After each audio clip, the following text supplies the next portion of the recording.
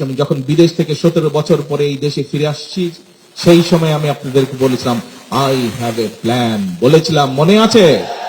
আজকে দেশের মানুষের ভাগ্যের পরিবর্তনের জন্য, আমাদের সন্তানদের শিক্ষার ব্যবস্থা করার জন্য, আমাদের মা বোনদেরকে স্বাবলম্বী করার জন্য, আমাদের কৃষক ভাইদেরকে স্বাবলম্বী করার জন্য, এই দেশে শিল্প কলকারখানা গড়ে তোলার জন্য, এই দেশের বেকারদের কর্মসংস্থানের ব্যবস্থা করার জন্য, এই দেশের মানুষের স্বাস্থ্য ব্যবস্থা গড়ে তোলার জন্য যে সকল পরিকল্পনা, এগুলোই হচ্ছে আই হ্যাভ এ প্ল্যানের অংশ। প্রিয় ভাই বোনেরা,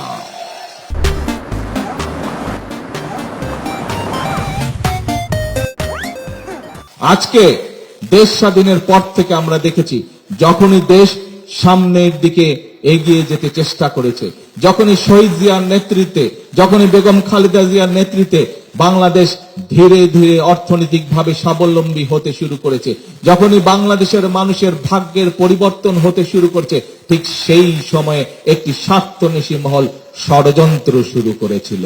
এবং ষড়যন্ত্র করে তারা আমরা দেখেছি কিভাবে 1981 সালে শহীদ জিয়াকে হত্যা করেছিল। আমরা দেখেছি কিভাবে মাসের পর মাস, দিনের পর দিন হরতাল আহ্বান করে এই দেশের অর্থনীতিকে ধ্বংস করে দেওয়া হয়েছিল।